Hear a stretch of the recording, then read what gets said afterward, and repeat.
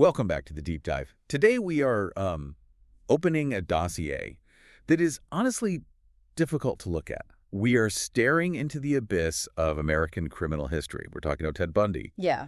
But before you think, oh, I know this story, he's the handsome law student killer, I really want to stop you right there. Because the source material we're digging into today, the comprehensive timeline, the psych profiles, the court transcripts, it tells a much, much more complex story. It really does. The pop culture version of Bundy is this sort of evil genius, a master criminal.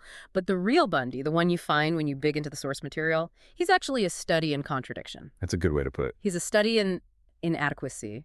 And most importantly, he's a mirror for the systemic failures of law enforcement in the 1970s. That's the mission for today, right? Yeah. We aren't just here to recount the timeline of 30-plus murders, although we have to look at it, because the sheer scope is baffling. It is. We're trying to understand the mechanics of the deception. I mean, how does a man who is so clearly falling apart inside convince the entire world he's put together? How can you be a crisis hotline worker, literally saving lives 1 minute? And a necrophile the next. It doesn't compute. Exactly. It's the study of the chameleon. That's the word that keeps coming up again and again in the research. Such a changeling. That's what some of the psychiatrists who interviewed him called him. Someone who didn't just hide in the shadows. He hid in the light. He hid in plain sight. Completely. I mean, this is a guy who volunteered for the Republican Party. He's rubbing elbows with governors. And at the same time, he has a burglary kit in the passenger seat of his Volkswagen. So let's orient ourselves for this deep dive. We are talking about a timeline that stretches primarily from 1974 to 1978. It covers Washington, Utah, Colorado, and finally Florida. A huge geographic footprint. He confessed to 30 murders, but, and we'll get into this, he is suspected of many, many more. Yeah. But to understand the how, we have to start with the who. And that takes us way back. Burlington, Vermont, 1946. The origins of Theodore Robert Cowell. And right out of the gate, his life is built on a lie. The sister lie? I mean, it sounds like something out of a Gothic novel. It's just so bizarre. It really is. So he's born to Eleanor Louise Cowell. She's not married. And he's born at a home for unwed mothers. Now, you have to put yourself in that time period, 1946.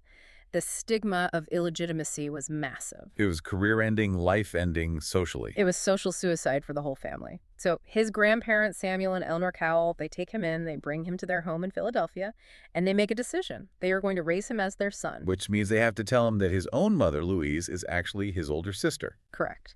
And he grows up believing this for years. That's right. Just try to imagine the daily reality of that. The people you trust most in the world, your entire family, they are performing a play 24 hours a day. And you're the only one who doesn't have the script. And the source material has these conflicting accounts on when he actually found out the truth, right? It does. There's one story that a cousin taunted him with it when he was young, maybe showed him a copy of his birth certificate. But his biographer, Anne Rule, who knew him personally, and we will absolutely get to that insane connection later, she believed he didn't find the actual birth certificate until 1969 when he was in his 20s. Oh. But regardless of when the final reveal happened, think about the psychological crater that leaves. I mean, if your own identity, the very foundation of who you are, is a fabrication created by the people who are supposed to love you, what do you learn from that? You learn that reality is malleable. Exactly. You learn that if you lie convincingly enough, it just becomes the truth. It destroys the entire concept of objective truth for you. It's like his whole life was a lesson in deception. Psychologists have a term for it, a defect in object relations. He learned that people aren't really people. They're just props. They're characters to be moved around to maintain whatever narrative you're trying to sell. So he wasn't just lying to hide crimes later in life.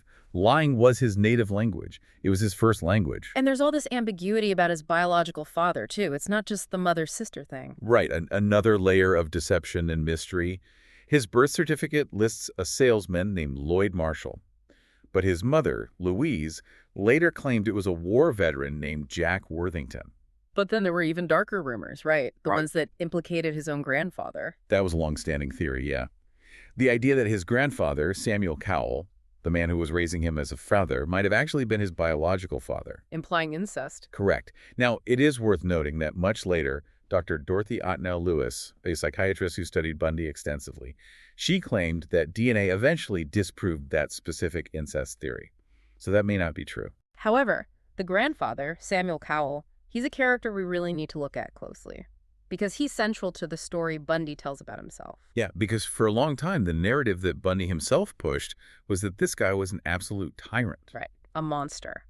Bundy and other family members, they told attorneys and biographers that Samuel was a violent bully, that he would swing cats by their tails, that he threw his own daughter, Bundy's mother, down a flight of stairs, that he would speak to unseen presences in the house. So he's painting this picture of a violent, unstable, frankly terrifying household. The perfect origin story for a future serial killer, right? It provides a neat explanation. But I hear a but coming. But later investigations really call that into question. People who knew the family, neighbors in their Philadelphia neighborhood, they remembered Samuel Cowell as a fine man, a quiet, respectable person.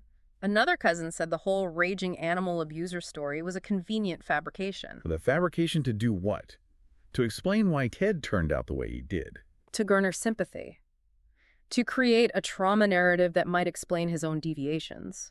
It's possibly one of the earliest examples of him manipulating his own history to fit the audience. Wow. So even his trauma might have been a performance. It's entirely possible, and it shows you the manipulator was there from the very beginning.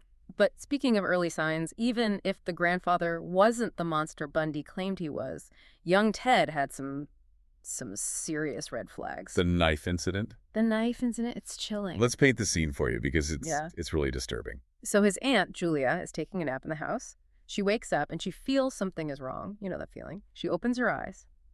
And she is surrounded by knives from the kitchen. Just laid out around her. Tucked into the covers, laid out on the pillow next to her head. And there, standing by the bed, is 3-year-old Ted, just smiling at her. 3 years old. That's not normal toddler mischief. That is something else entirely. No. That suggests a fascination with power, with fear, with control at a very, very early age.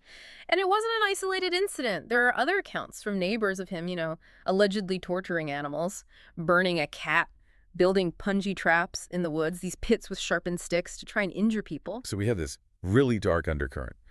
But then his mother moves them away from all that. She moves them to Tacoma, Washington.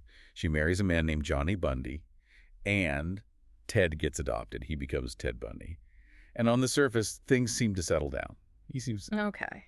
He becomes what one classmate called a medium-sized fish in a large pond.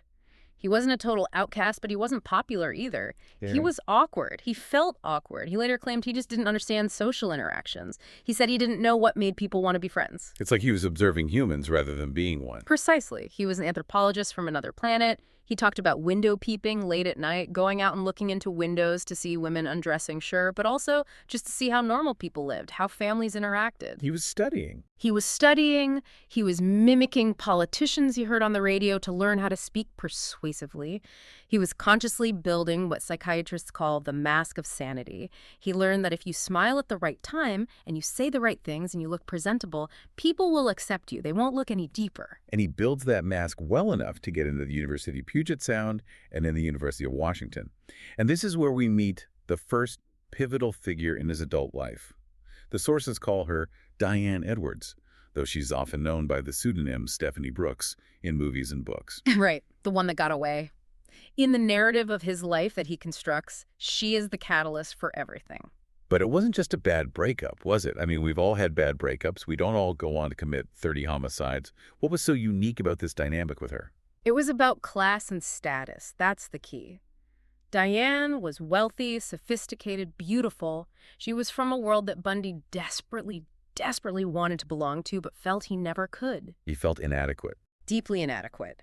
He didn't have the money or the social pedigree.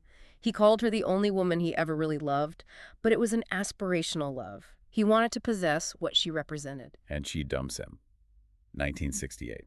She ends it because he lacks ambition. He's directionless. He's not going anywhere. And for Bundy, this devastation seems to trigger something very specific. It wasn't just heartbreak. It was what psychologists call a narcissistic injury. What does that mean exactly? It means she validated his deepest, most terrifying insecurity, that he wasn't good enough, that he was a fraud. It was a rejection of his very self, and he couldn't handle it. So he drops out of school, travels a bit, dabbles in politics, but then he reconstructs himself. This is the part of the story that just feels like a movie script. He doesn't just get over it.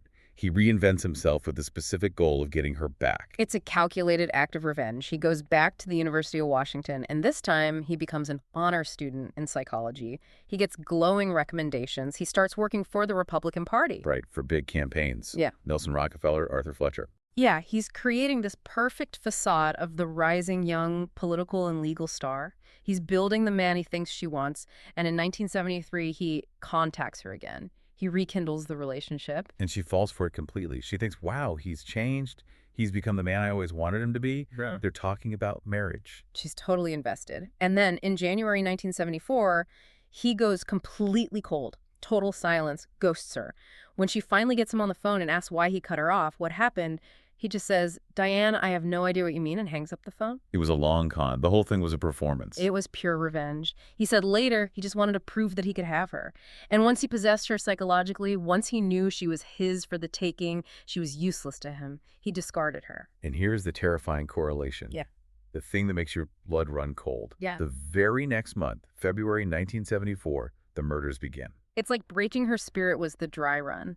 It was the psychological warm-up for destroying women physically. Many criminal psychologists, and Ann Rule herself, they believe that his simmering rage toward Diane Edwards directly fueled the victim profile. Absolutely. So many of his victims looked just like her. Long, dark hair, parted in the middle. They were often bright, confident college students, the very type of woman who represented the class that he felt had rejected him. He was killing her over and over and over again. So let's move to that year. 1974, the Pacific Northwest. This is where the nightmare starts in earnest. It starts with incredible brutality. January 4th, Karen Sparks. He breaks into her basement apartment while she's sleeping. He bludgeons her with a metal rod that he takes from her own bed frame. She survives, miraculously. She survives, but with terrible permanent brain damage and other injuries. It's an important case because it shows the raw rage. This wasn't a seduction crime. This was a violent, predatory ambush. But after Karen Sparks, the pattern changes, doesn't it? The women, they start disappearing. Yes. He gets smarter, he gets cleaner, and they disappear like clockwork. Almost monthly. It's a terrifying rhythm. Linda Ann Healy, a student, disappears from her basement room in February. Donna Gail Manson, another student, vanishes in March on her way to a jazz concert. Susan Elaine Rancourt in April. He's escalating. He's getting more confident. And he's refining his method. This is where we see the Ted persona emerge. The cast, the crutches, the sling. This is absolutely crucial to understand. Why did these smart, capable women go with him? It's a masterclass in weaponizing sympathy. It's just diabolical. He realized that our social norms make it incredibly difficult for a person, especially a woman in the 1970s, to say no to a handsome, well-dressed man who appears to be injured and is asking for help. So you'd wear a fake plaster cast on his arm or use crutches, and then he'd, drop his books near a woman he'd targeted. Exactly, and he asks for help. "Excuse me, I'm having trouble with these. Could you possibly help me carry them to my car?" He preyed on their kindness. He turned their instinct to be a good person into their death sentence. It's so evil because it subverts the social contract. We are taught from childhood to help people who are injured. He turned a virtue into a vulnerability. He did, and he was so bold. We have to talk about Lake Sammamish. July 14th, 1974. This is the one that blows my mind every time I read about it. Broad daylight, a crowded state park on a hot summer day, thousands of people around. He approaches a young woman named Janice Ann Ott. Multiple witnesses see him. He's wearing a white tennis outfit. His arm is in a sling. He asks for her help with a sailboat on his car. She goes with him. She disappears. And that would be brazen enough. But he comes back. 4 hours later, he returns to the same beach, and he does it again. He approaches another young woman, Denise Marie Naslund, and she too disappears. He abducted 2 women from the same crowded beach in a single afternoon, while people were barbecuing and swimming just yards away. That is the level of compulsion and the staggering arrogance we were dealing with. He felt invisible. He felt untouchable. And witnesses at the beach, they heard him introduce himself as Ted. They saw the bronze Volkswagen Beetle. So the police have a first name, a car description, and a composite sketch. How did they not catch him then? This is the chameleon effect we talked about. The witnesses couldn't agree on what he looked like. One said he had an accent, another said he didn't. They gave different heights, different weights. And if you look at photos of Bundy, it's true. He looks different in almost every single shot. It's uncanny. He would change his hair, grow a mustache, shave it off. He was generically handsome in a way that made him forgettable. He looked like everyone and no one at the same time. And he was clean.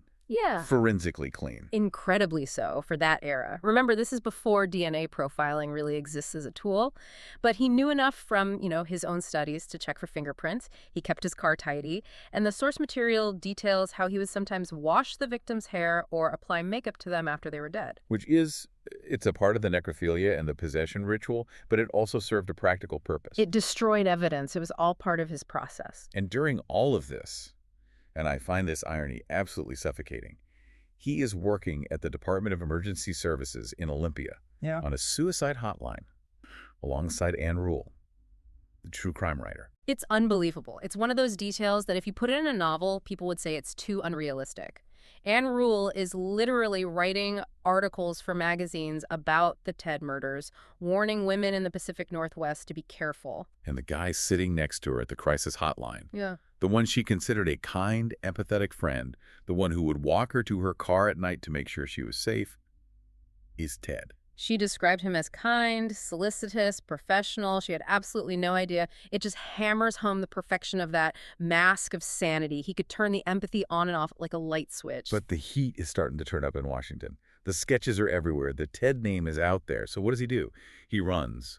But he doesn't just run. He runs towards respectability. He goes to law school. He gets accepted to the University of Utah Law School in Salt Lake City. And he moves. He's literally studying criminal procedure and evidence law during the day while kidnapping and murdering women at night. He is learning how to beat the system from inside the system. This move to Utah brings us to a really crucial turning point, a mistake, and a survivor, Carol Duranch. November 8th, 1974. This is a huge moment. He tries a new ruse this time. He's evolving his methods. He approaches her at a shopping mall, but this time he's posing as Officer Roseland of the police department. He's using authority instead of sympathy. Exactly. He tells her someone tried to break into her car and she needs to come with him to the station to file a report. He's playing on her trust and authority figures. And she gets in the car. She does, but she's suspicious. He smells of alcohol. The car, a VW Bug, doesn't look like a police car. And when he pulls over and tries to slap a handcuff on her wrist, he bungles it. He gets one cuff on, but he can't get the other. And she fights. She fights like hell. She gets the door open, she bails out of the moving car and flags down a passing driver. She escapes. She survives. And now, for the first time, there is a living witness who has seen his face up close, been inside his car, and seen the actual handcuffs. The ruse failed. It did. And yet, on that exact same night, he drives to a nearby town and abducts Deborah Jean Kent from a high school play. He failed with Carol, so he immediately went hunting again to satisfy the urge. The compulsion was that strong. There was no cooling off period. None. He later described it to the FBI as an entity, a possession, a dark personality that took over and had these needs. He needed to possess the victim totally, first their life, then their body. The failure with Carol just made the entity angrier, more determined. Let's fast forward to the arrest. Because for all his planning, for all his supposed genius, he gets caught in a very, very mundane way. August 1975. A simple traffic stop. He's cruising a residential area in a suburb of Salt Lake City at dawn. A patrol officer, Bob Hayward, sees the VW driving slow, turning off its lights, and thinks it's suspicious. He pulls him over. And Bundy has the kid in his car. Oh, yeah. The front passenger seat has been removed. There's a ski mask on the floor, a crowbar, a pair of handcuffs, trash bags, and ice pick. It is, for all intents and purposes, a murder kit. But he talks his way out of it initially. Yeah. He tries. He gives this plausible story. Oh, I'm a law student. I was just looking for a friend's address. I used the mask for skiing. I found the handcuffs in a dumpster. He's smooth. And because it's 1975, and he's this clean-cut law student, they let him go. They don't have enough to hold him on the spot. But the officer is suspicious. He notes the name. And then the detectives start connecting the dots. They have the Duranch identification. They have the make of the car. And here is where the primitive technology of the time actually worked in their favor. They used a payroll computer to cross-reference lists. I want to pause on this because it's such a great little nugget for any tech history buffs listening. This isn't a Google search. This is not sophisticated AI. Paint the picture for us. What does it actually look like? It was incredibly tedious manual work feeding into a very basic machine. They had a witness description of a man named Ted. They had a description of a Volkswagen Beetle. And they had lists, huge, physical stacks of paper. What kind of lists? A list of every student at the University of Utah Law School. A list of every registered owner of a bronze or tan Volkswagen in the county. a list of known local sex offenders. And they had to manually cross-reference all these huge lists. They fed the data from these lists into the Maine County payroll computer, a massive mainframe machine that took up a whole room, and they basically asked it to run a program to print out any names that appeared on all of those lists. It's like looking for a needle in a haystack, but using a giant, rudimentary magnet. That's a perfect analogy. And out of thousands and thousands of potential suspects, the computer spits out a very short list. And at the top of that list, Theodore Robert Bundy. It's incredible to think that a punch card mainframe in 1975 did what human intuition couldn't do for over a year. It just cut through all the chameleon camouflage and looked at the cold, hard data points. The net finally tightens. They get a warrant to search his car more thoroughly this time. And in the carpeting, they find hairs. Hairs that, through microscopic comparison, are matched to 3 different victims from 2 different states. 3 victims. The FBI forensic expert who testified at the trial called it a coincidence of mind-boggling rarity. So he's caught. He's convicted of the Carol DeWange kidnapping. He's then extradited to Colorado to face murder charges for Karen Campbell. He's in a jail in Aspen. And this is where the story goes from a straightforward true crime narrative into something from an action movie. The Aspen Jump. June 1977. This is his first escape. He decides he's going to act as his own attorney. The legal term is pro se. And that's a key decision because it gives him certain privileges, right? It does. It means he doesn't have to wear handcuffs or leg irons when he's in the courthouse because he needs to be able to move around and access his legal materials. He's using the law to escape the law. Precisely. And he has access to the law library in the courthouse. So during a recess in a pretrial hearing, he asks to go to the library to do research. The guard is outside the door. Bundy goes to a window on the 2nd story, opens it, and just jumps out a 2nd-story window. He lands, hurts his ankle pretty badly, but the adrenaline is pumping. He gets up and takes off into the mountains surrounding Aspen. He's gone for 6 days, wandering the wilderness, breaking into empty cabins for food and supplies. But he's not a survivalist. He gets lost, he gets weak, he eventually steals a car, and in a moment of just terrible judgment, he drives back into Aspen. Exhausted, sleep-deprived, maybe even hallucinating.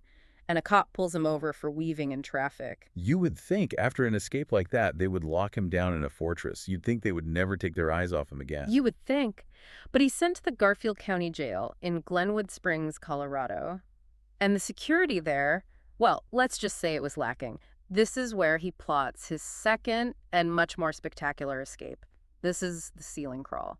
This one really just exposes the systemic negligence and, on his part, the sheer force of will he had. He gets a hacksaw blade, probably smuggled in by another inmate, and over the course of weeks, he starts sawing a hole in the ceiling of his cell. It's in the corner, above his bunk. And the hole is tiny. It's about 1 square foot. He's a grown man. I mean, he's over 6 feet tall. How does he fit through a 1 square foot hole? He starves himself. He would hoard his food to make it look like he was eating, and then he would flush it down the toilet late at night. He dropped 35 pounds. He became skeletal. He was literally reshaping his own body to fit through a hole in the architecture of his prison. The dedication is just, it's horrifying. And he plans the timing perfectly. December 30th, 1977. Why that date? Because it was the middle of the Christmas holidays. The main staff is off. It's a skeleton crew at the jail. Most of the other prisoners have been transferred. The building is quiet and empty. So he makes his move. That night, he piles books and files under his blanket to make it look like he's sleeping. He climbs up, squeezes through that tiny hole into the dusty crawl space above the cells. He navigates through the pipes and wiring and drops down into the chief jailer's apartment, which was connected to the jail. The jailer who is conveniently out for the night with his wife. Exactly. Bundy raids his closet, changes into the jailer's street clothes, and just walks out the front door of the building. A free man. And it takes them how long to notice he's gone? An unbelievable 17 hours. By the time they do a head count the next afternoon and realize Ted Bundy is gone, he's already on a bus to Chicago. This is the part of the story that just makes you want to scream at the history books. He was in custody, he was identified, they had him. And he just walked out the front door. And that failure, that systemic catastrophic failure, it leads directly to the final and perhaps most brutal chapter of his crimes, the rampage in Florida. Because he doesn't go into hiding to live a quiet life. Yeah. He goes hunting again. He makes his way down to Tallahassee. It's January 1978. He rents a room near the Florida State University campus under the name Chris Hagen. He claims he tried to get a legitimate job, right? Yeah, there's a story that he tried to get a job as a security guard or something. But he couldn't produce any ID, so he couldn't get hired, so he reverts to what he knows. Petty crime, shoplifting food, stealing credit cards. But the entity, as he called it, was hungry, and he was unraveling fast. That leads directly to the Chi Omega sorority house, January 15th, 1978. This attack is different from all the others. This wasn't a calculated one-on-one abduction with a ruse. This was a frenzy, a blitz attack. It was a berserker rage. Describe the timeline here, because the speed is what's so terrifying. He breaks in around 2:45 a.m. In the space of just 15 minutes, that's it, 15 minutes, he moves through the darkened house and attacks 4 women in their sleep. Margaret Bowman and Lisa Levy are bludgeoned and strangled to death. 2 others, Kathy Kleiner and Karen Chandler, are brutally beaten but survive. 15 minutes. See? The silence and the efficiency of that violence is just unimaginable. And he wasn't done. He leaves the Chi Omega house, walks a few blocks away, breaks into a basement apartment, and attacks a 5th woman, Cheryl Thomas. He leaves her for dead too. She also survives, but with devastating injuries. This is the de-evolution you mentioned earlier. He's not the careful Ted with the cast anymore. This is a wild animal. He's completely unraveling. He's drunk, he's desperate, and the violence is just exploding out of him. But in his haste, he leaves something behind this time. A crucial piece of physical evidence. A bite mark. On Lisa Levy's body. Yes, a very distinct double bite mark. And that physical evidence, that human signature, becomes the forensic nail in his coffin later on. But he's still loose. He steals a university van. He drives east to Lake City. And this is where he commits the crime that, for many people, is the most heartbreaking of all. Kimberly Leach. She was 12. 12 years old.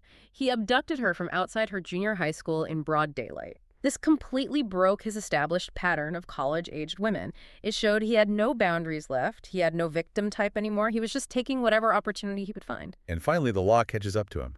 But again, it's not some big FBI dragnet that gets him. It's a patrolman on a routine stop. Pensacola, Florida. An officer named David Lee is on patrol, and he runs the license plates on an orange Volkswagen Beetle he sees parked suspiciously. It comes back stolen. When he approaches, Bundy tries to run. There's a struggle. A life-or-death struggle. Bundy kicks the officer. They fight for the officer's gun. It's a real brawl. And when he's finally subdued and in the back of the patrol car, Officer Lee has no idea who he's just arrested, right? No idea at all. He just thinks he has a particularly tough car thief. It's only later they identify him as one of the FBI's 10 most wanted fugitives. And in that car, Bundy says to him, "I wish you had killed me." He knew it was over. For good this time. He knew. So now we enter the final phase of his life. The media circus. The Florida trials. Yeah. This was the first nationally televised trial in American history, wasn't it? It was. And Bundy loved the camera. He was a performer. He fired his defense attorneys and once again insisted on representing himself for large parts of the trial. He wore nice suits. He was articulate. He cross-examined witnesses. Can you just imagine being one of the survivors, like the women from the Chi Omega house, and having to get on the stand and have the man who tried to kill you be the one asking you questions? It was a form of psychological torture that the court system allowed. He was grandiose, he was delusional. He completely sabotaged his own legal team because he was convinced he was smarter than all of them. He even refused a plea deal that would have saved his life. Why? Why would he do that? Because the deal required him to stand up in court and plead guilty. And his narcissism, his ego, simply would not allow him to say the words, "I am guilty." Even to save his own life. Even then. But the evidence this time was just overwhelming. The eyewitnesses who saw him near the sorority house, the fibers from his van that matched Kimberly Leach's clothing, and the odontologist, the forensic dental expert who came in and perfectly matched a cast of Bundy's teeth to the bite mark on Lisa Levy's body. And in the middle of this death penalty trial, he pulls a stunt that is it's beyond bizarre. He gets married. To Carol Ann Boone, a woman he had worked with back in Washington years earlier. She had remained loyal to him, convinced he was innocent. She moved to Florida to support him during the trial.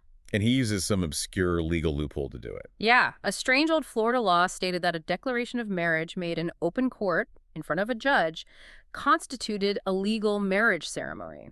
So while he has her on the stand as a character witness during the penalty phase of his trial, he asks her, "Will you marry me?" She says yes. He says, "I do declare in front of this court that we are married," and boom, they were legally married. While he is on trial for multiple brutal murders. And she later has his child while he's on death row. It just speaks to his incredible almost hypnotic manipulative power that he could convince someone so thoroughly of his innocence in the face of all that evidence. So he gets the death penalty 3 times over, and he spends the next decade on death row. And this is where we finally get into the confessions. For years and years, he denied everything, total innocence.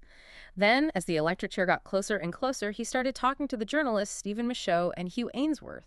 But he played this strange game with them. He wouldn't say, I did this. He would speculate. He'd say, let's hypothesize what a killer might have done in this situation. Talking in the third person. The killer. The individual. It was a way to disassociate. To talk about the crimes without taking on the personal guilt or responsibility. In those tapes, he described the motive not as lust or anger, but as possession.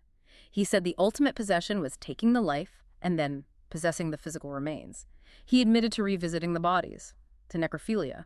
He viewed the victims not as people, but as objects, as cargo. It's stomach-turning. And then right at the very end, 1989, time is running out, and he tries one last scam, the Bones for Time scheme. With his execution just days away, he starts confessing to unsolved murders all over the country. Washington, Oregon, Idaho, Utah. But he dribbles the information out. He says, I can tell you where the bodies are. I can help you close these cold cases, but I need more time. You have to delay the execution. He's using the grief of the victims' families as his final bargaining chip. It was absolutely despicable, his final act of manipulation. He officially confessed to 30 murders. But detectives like Bob Keppel, who spent years on the case, believed the true number was at least 50, maybe 75, maybe even triple digits. We'll never know. But the governor of Florida at the time, Bob Martinez, held the line. He said, we are not going to have the system manipulated by this man any longer. And then, the day before he dies, he does that famous interview with James Dobson, the conservative religious leader. Right. And suddenly, after all these years of denial and third-person speculation, Ted Bundy has a new, simple explanation for everything. It wasn't him, it was pornography. He blamed violent pornography for fueling his fantasies and warping his mind. And a lot of people, especially at the time, really latched onto that. It was a simple answer to an impossible question. But the expert consensus from virtually every biographer and psychologist who studied him is that it was one last desperate manipulation. He knew James Dobson was a fierce opponent of pornography, so Bundy gave him exactly what he wanted to hear. Hoping for what? A last-minute stay of execution? Maybe.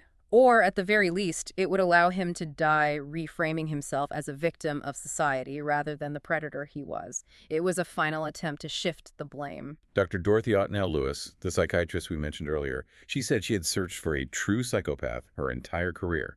And when she interviewed Bundy, she said she finally found one. Zero empathy. Zero remorse. A complete void where a conscience should be. She described him as a changeling. She said when he would talk about the crimes, when the entity, as he called it, took over, his face physically seemed to change. His whole demeanor would transform. January 24th, 1989. The execution of the electric chair. Old Sparky. The crowds outside the prison were cheering. They were setting off fireworks. It was a public celebration. Which feels dark in its own way, but you can absolutely understand the collective relief. It was the end of an era of terror that had stretched across the entire country. So let's try to wrap this up. We've walked through the horror. We've seen the manipulation, the escapes, the failures. Why does Ted Bundy still haunt the American imagination? What is his legacy? I think it's because he shattered the safety of the known. Before Bundy, the cultural idea of a monster was someone who looked like a monster, a creepy stranger in a dark alley. Bundy taught America and the world that the monster could be the handsome guy in the white tennis outfit, the guy with the cast on his arm asking for help, the charming, educated law student. He weaponized our trust, our decency. He did, and he had this quote. He claimed that everyone is invisible to everyone else, that we don't really see each other, and that's why he could get away with it for so long. That's a profoundly terrifying thought. It is, and here's the question I kind of want to leave you with, the thing to really mull over. We live in a world now that is hyper-surveilled. There are cameras everywhere. We have DNA databases, digital footprints. A Ted Bundy operating today, using the methods of 1974, would likely be caught much, much faster. Probably. Almost certainly. If Bundy was a chameleon who evolved his camouflage to perfectly fit his environment, would a modern predator look like the Ted Bundy of 1974? Or would he have evolved a new kind of camouflage for our time? Is the modern monster hiding in plain sight on social media, on dating apps, in a way we haven't even learned to recognize yet? That is a thought that is going to keep me up tonight. Me too. Thank you for joining us on this deep dive. I know it wasn't easy, but sometimes it's necessary to look into the abyss. Knowledge is the only real defense we have. We'll see you next time.